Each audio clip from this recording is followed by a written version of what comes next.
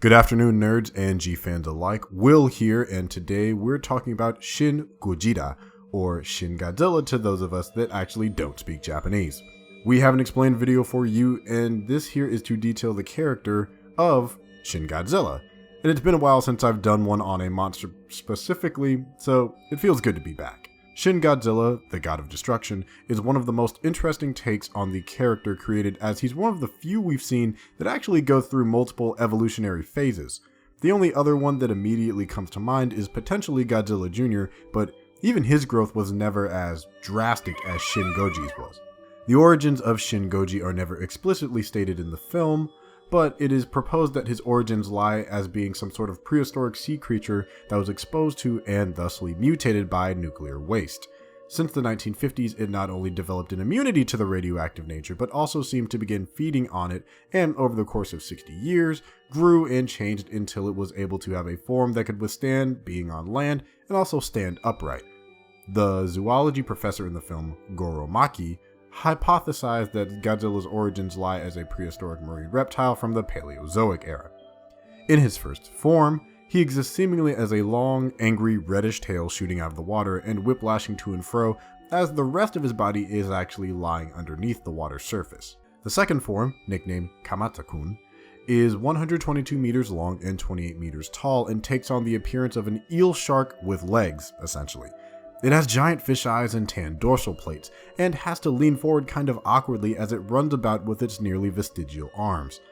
As time passes, however, it fixes its posture some and begins to stand up into its third form, nicknamed Shinagawa-kun. The yellow-green color turns to a darker reddish-brown, and the arms grow a little bit more as the giant eyes fit more into the face. Shinagawa-kun stands at 57 meters tall and 168.25 meters long before becoming the fourth form, which we are most familiar with. The fourth form is known as Kamakura-san, and it is the form taken that most resembles past Godzilla's, but is still very unique in its own. It has rough black skin with also black dorsal plates. This was a Godzilla that was meant to be feared, standing at 118.5 meters tall, 333 meters long, and weighs 92,000 metric tons. It was understandable that he was essentially untouchable for such a large chunk of the film, and that's not even including his abilities, which, let's go into those.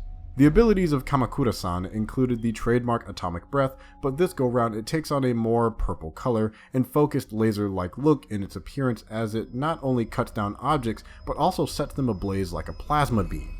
That's not all either, as Shin Goji can redirect those beams to fire out of his dorsal plates and tail as well. So, whatever direction you stand in, you're bound to get hit. He's also extremely durable, as the only military weapon that did damage was the massive ordnance penetrator, or MOP, bomb that struck off one of his dorsal plates and actually made him bleed, but he healed that over pretty quickly.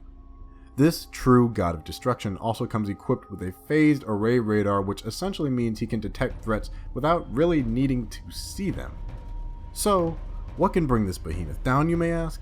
Well, there is a limit to how much atomic energy that this Godzilla can expend, and after that he has to go into a 15-day restoration period.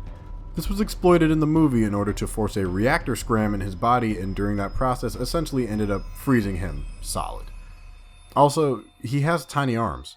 I mean, just look at him, they look like burnt little chicken wings. But wait, before you go, there's one more secret form we must discuss.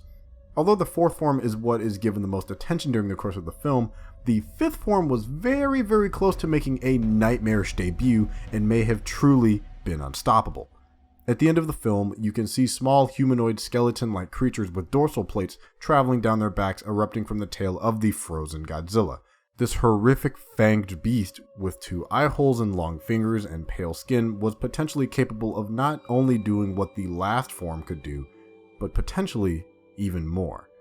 Luckily though, we don't see the final result of that in the film, and whatever wanton destruction was gonna end up essentially burning down all of Japan. But with that being said, what are your thoughts on the uncanny valley that is the existence of Shin Godzilla?